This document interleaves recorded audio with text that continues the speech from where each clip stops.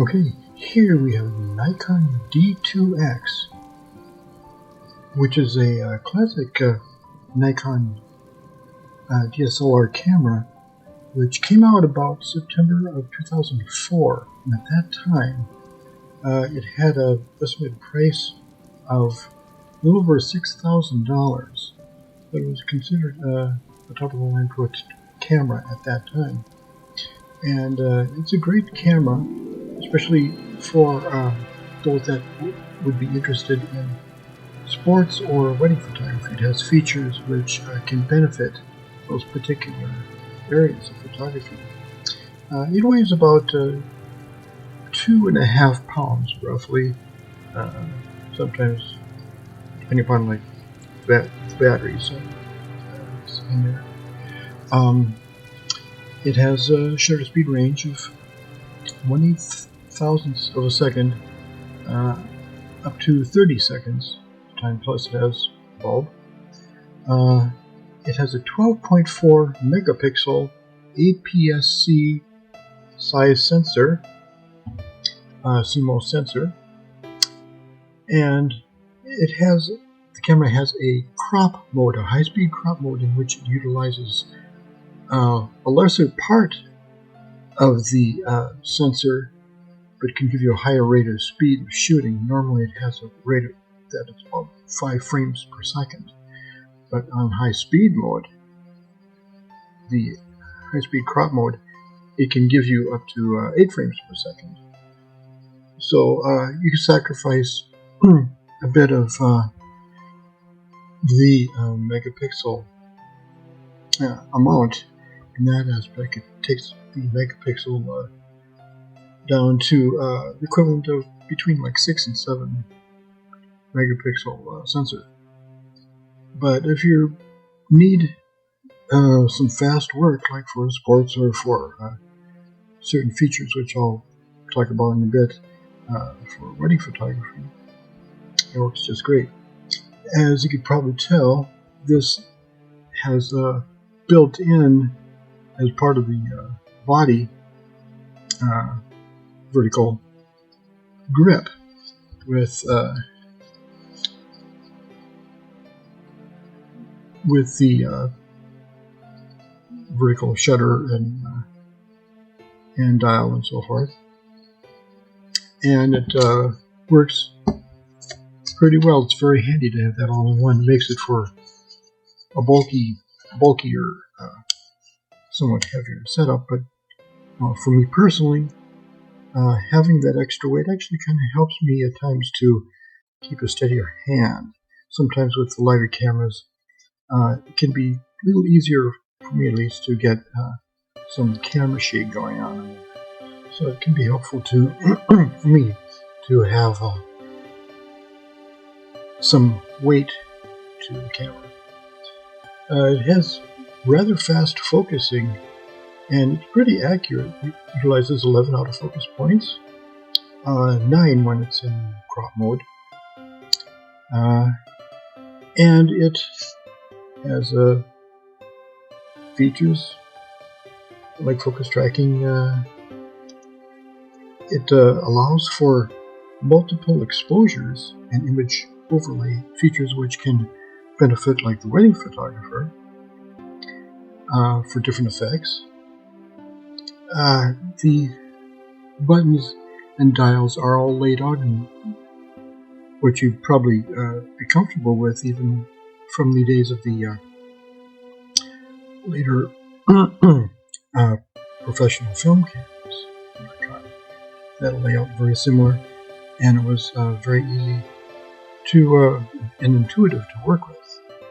So that I really like. It has a screen on top, which I also like, an information screen which can give you indicators of your different various settings and so forth, so you don't have to depend upon looking at the screen or looking through the finder necessarily to get certain values. It is very rugged, has a very rugged magnesium alloy construction, and with good weather sealing, so it can be used in very tough weather situations and still come through just fine.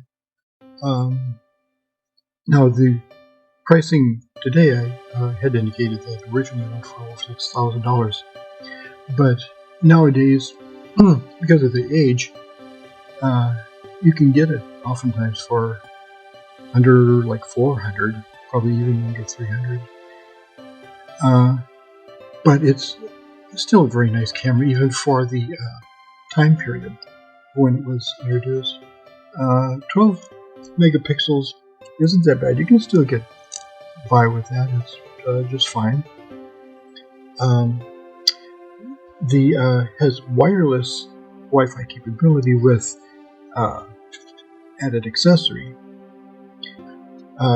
which can be very handy for in the early days, like for especially sports photographers and news photographers.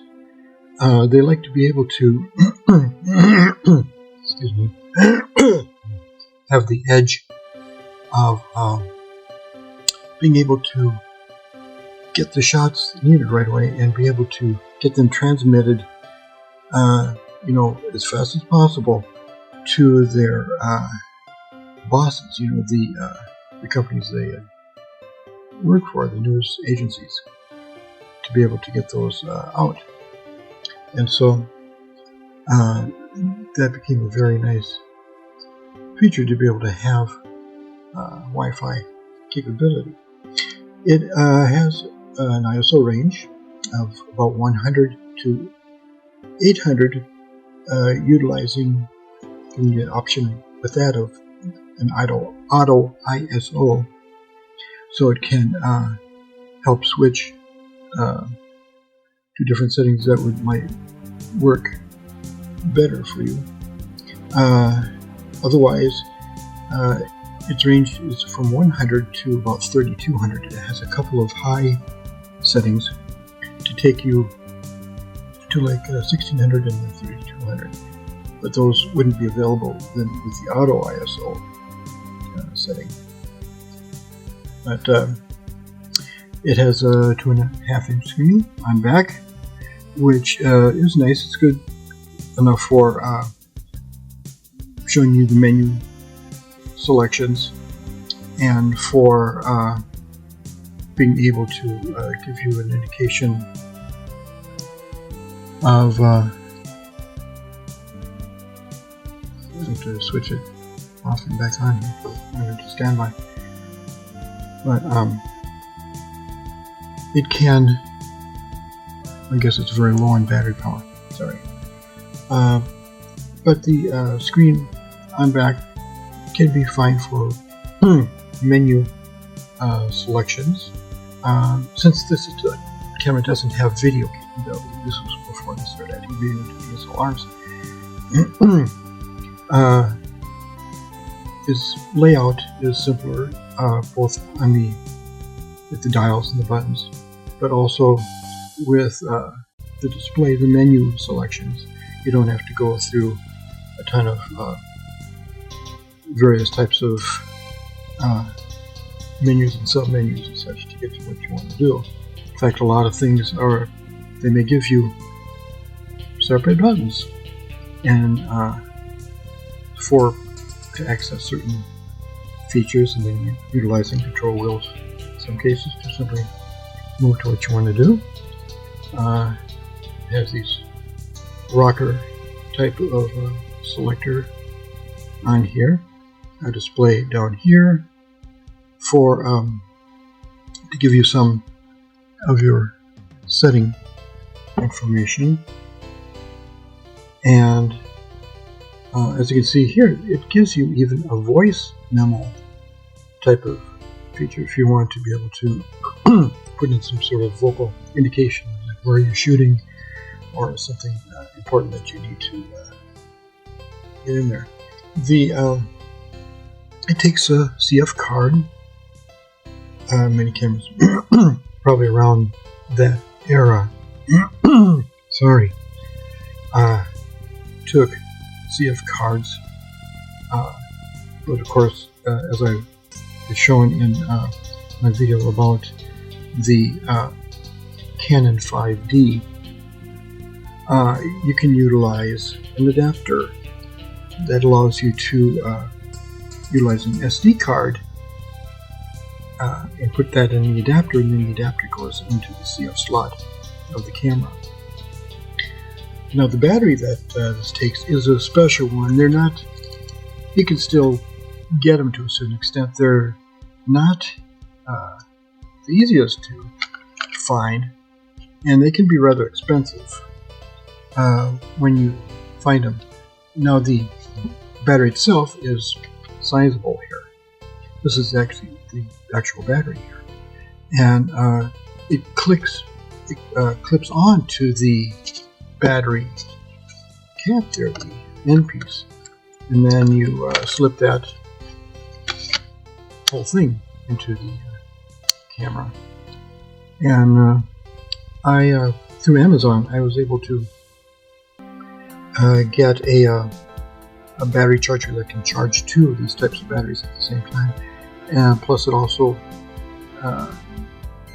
comes with a two extra third-party batteries that are still compatible with this.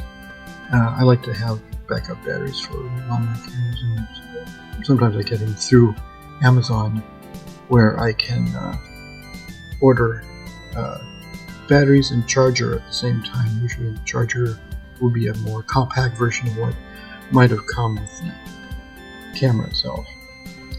But anyway, one of the things about the D2X here that drew me to it was that it is fully compatible with the Nikon TC-16A teleconverter. Now this particular teleconverter is a special one which was produced by Nikon. Gives you an added 60% more magnification to whatever lens you put on there, and it's made to be able to allow you to put on a manual focus lens, and it'll turn it into a autofocus or partial autofocus type of lens, because there's moving elements within the teleconverter body itself, and it is controlled by the get the autofocus capability through not only the connections there, but also through the screw drive that is a part of the camera's autofocus system in some of the earlier Pro Nikon type of bodies.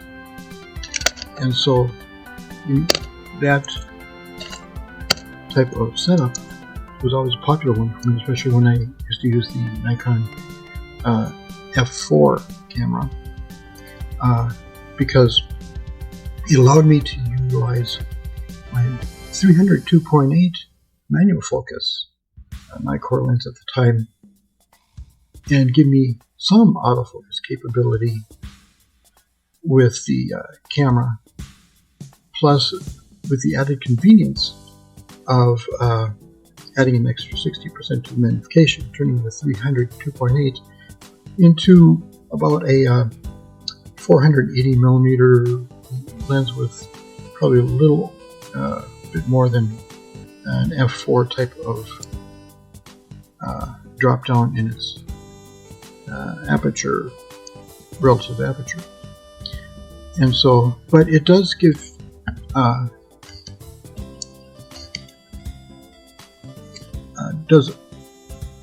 you a nice working environment.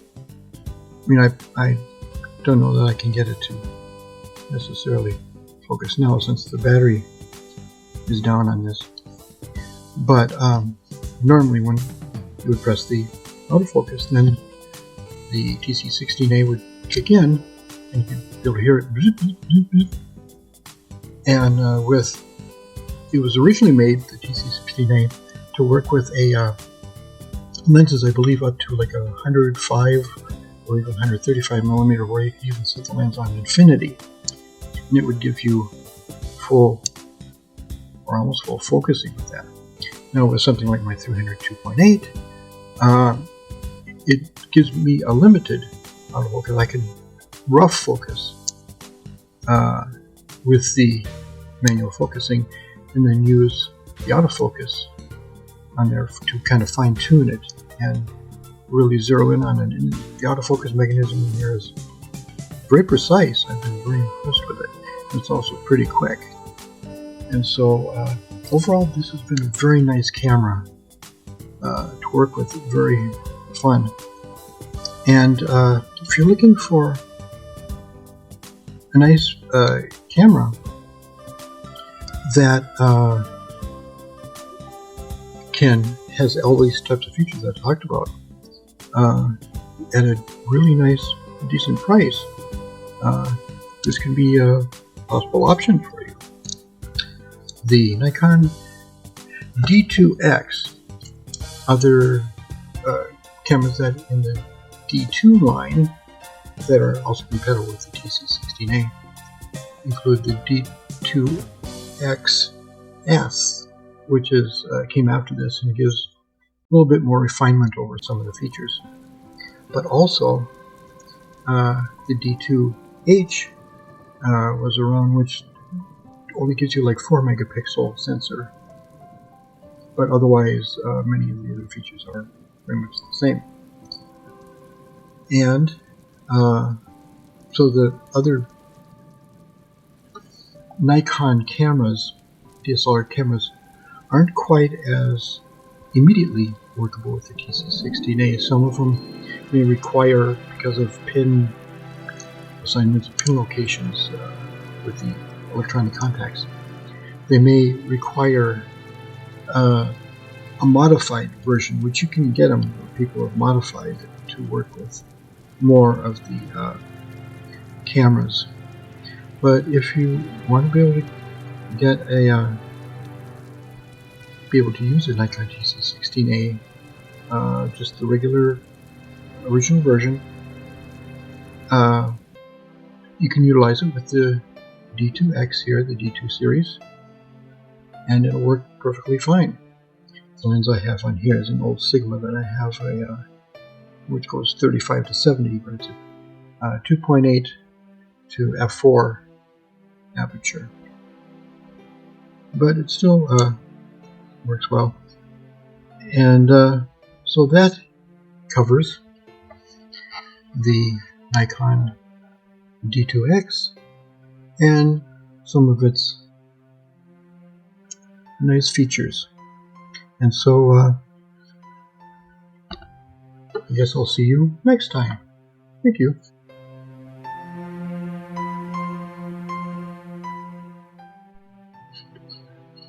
My apologies for not having the battery up to power so I could show you how the TC-16A converter works.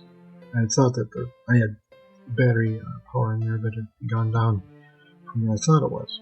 So I put in a replacement battery, third-party one. And so I can fire this up and show you how it goes here. I've got it it's in aperture priority mode right away. And now what I'm going to do,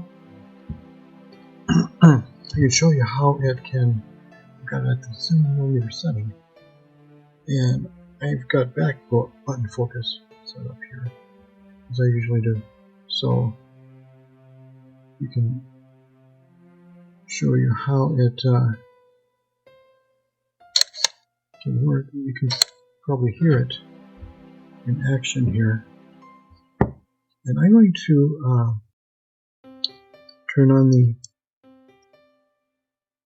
display here and get that to mode where it is not going to really show anything on here because it doesn't have live view.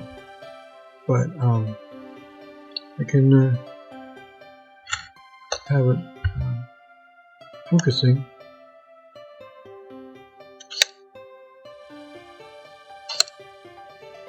on different things here, and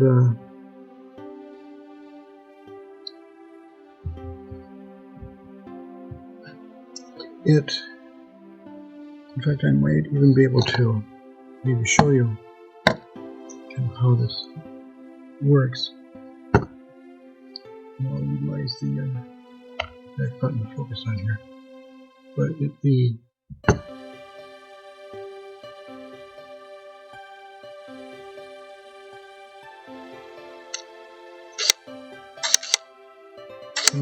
just trying to focus just on the regular lens on there, but it can give you some autofocus capability with a variety of lenses, and so that's one of the factors that helped me decide to get the D2X, because I learned through research on the internet that the D2 line was one of the probably about the only Nikon DSLRs that I'd read about that are compatible with the TC-16A without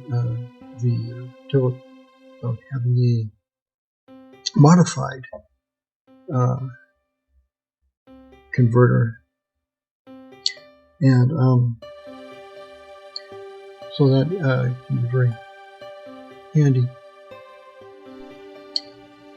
Okay, the speeds on continuous high mode, the regular speed,